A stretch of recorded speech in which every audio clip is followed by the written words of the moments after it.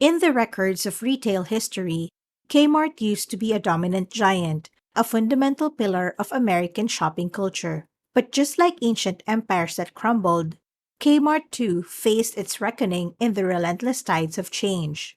How did a retail titan go from being a symbol of affordability and convenience to a mere memory in the minds of consumers?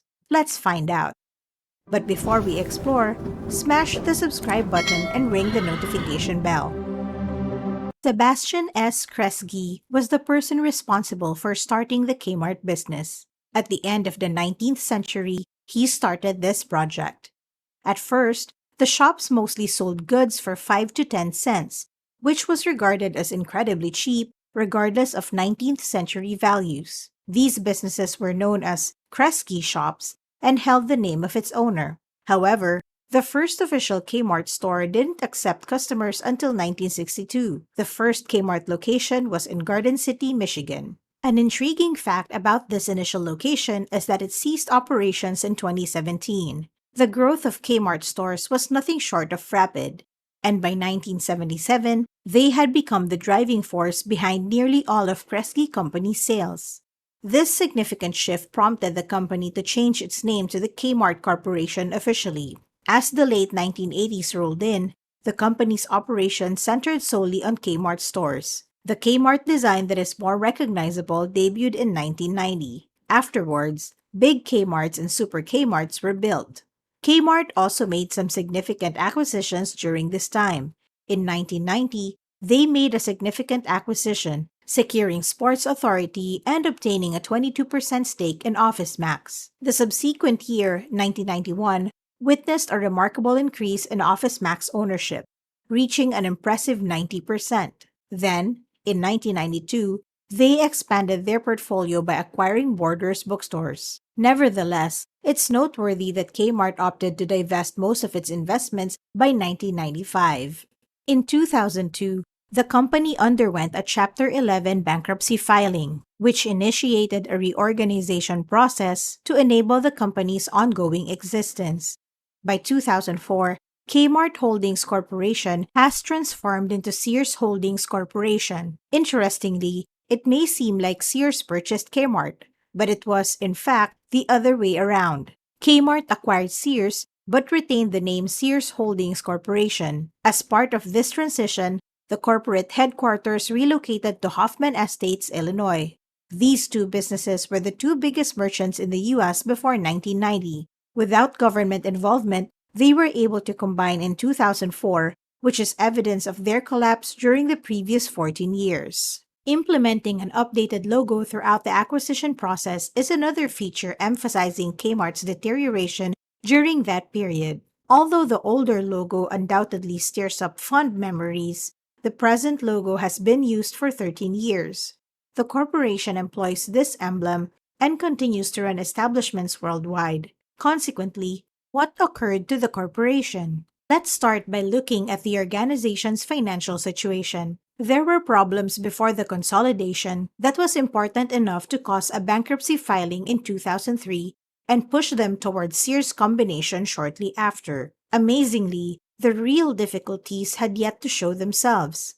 In 2006, Kmart and Sears officially merged to form a single corporation, making it challenging to distinguish between the two entities occasionally. When we examine the count of Kmart outlets from 2006 onwards, we can observe a significant reduction, with the number of stores nearly cut in half during this period. The annual revenue has been steadily declining since 2006 and is now considerably less than half of what it was in that year. It's important to note that the decreased number of sellers cannot be entirely blamed for the income decline.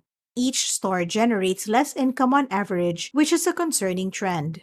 This marks 11 years of contraction, and it's important to remember that the 2006 figures, which may appear high, are not as impressive as they seem.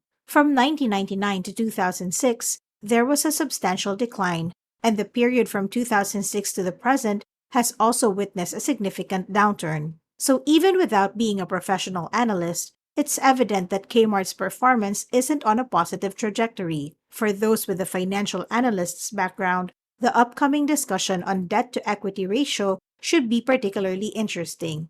Let me simplify this concept for those who aren't financial analysts. The debt to equity ratio is a commonly used metric that might sound more complex than it is. It involves taking the company's debt, including outstanding loans, and dividing it by its equity, representing the remaining funds after settling all debt. In essence, a low debt to equity ratio is typically desirable. While the ideal ratio can vary across industries, a figure below 2 is generally favorable. Conversely, high ratios indicate excessive debt. And if you didn't catch that earlier, just understand that high numbers suggest the company is not in a good financial position. Now let's examine Kmart's performance in this regard. Up until 2010, the ratio seemed acceptable. However, the problem emerged when it skyrocketed for 3 consecutive years, so most creditors would be hesitant to extend credit to this company. Keep in mind that we aim for numbers around 2 or lower. However, it soared to 7.4 in the following 3 years and even turned negative. What does this mean? Has the business begun to experience negative equity? The term negative equity is indeed as unfavorable as it sounds. It signifies that the company lacks sufficient funds to settle its debts. Here's how it operates. When most companies go bankrupt, they sell off all their assets, use the proceeds to clear any outstanding debts, and retain the remaining amount. However, if Kmart were to go out of business, they would sell their assets and attempt to pay off their debts only to realize that they don't possess enough resources to cover them. In the end, there would be nothing left to retain. Frequently, we come across news reports stating things like Kmart reported negative earnings for the 6th consecutive year. We tend to brush it off, thinking it's just more bad news for Kmart. However, it's crucial to understand that this is exceptionally dire news. Such prolonged negative earnings are the kind of challenges that almost certainly spell the demise of a company. It's the sort of situation that leaves people astonished that the company still managed to exist. Here's an excerpt from a recent SEC filing by Kmart. It states, "Our past operational performance suggests significant uncertainty exists concerning the company's ability to persist as a viable entity. The fact that the company expresses doubt about its continued existence based on these financial indicators is highly concerning." Kmart is on the verge of disappearing, and Sears is in a similar precarious position. These retail stores are barely holding on. Back in the past, if you need to pick up an ingredient for a recipe quickly, there's a good chance you'd head straight to Kmart. Kmart used to be the go-to destination. However, this has changed significantly. When we require an ingredient, we tend to go to Walmart or the local grocery store instead. Many of us visit places like Home Depot or shop directly online for larger purchases. The internet has been a significant disruptor in traditional retail, but physical stores still see considerable foot traffic. Entering a Kmart is like entering an ancient travel. A trip to Kmart is a great place to go if you want to take a journey down memory lane and shop as though it were still 1994. They haven't updated the look or feel of their stores, and their budgetary constraints make it challenging to do so. Perhaps they should have focused less on purchasing other businesses in the 1990s and more on updating existing stores and investing in their own company. Kmart became disconnected from their clientele. It seems their concern for customers waned. The systems they employ are nowhere to be found elsewhere. Disregard touchscreens. They persist with screens measuring 8 inches, exclusively showcasing green text. As one might surmise, these systems are noticeably slower, resulting in customers enduring wait times that exceed those of any other establishments by more than double. This results in Kmart having individuals whom other retail establishments have rejected, and it's not just limited to the cashiers and store employees. This extends up to the corporate level as well.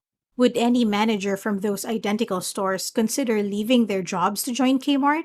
It would necessitate a substantial salary offer, but as we've observed, they cannot provide such competitive compensation. This predicament is the outcome of a downward spiral. It didn't initiate the plight, but certainly exacerbates it. What does Kmart bring to the table? The staff is usually less pleasant to interact with, making shopping experience drag on.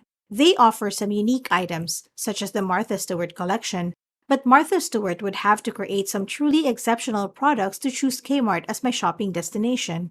So what went wrong with Kmart?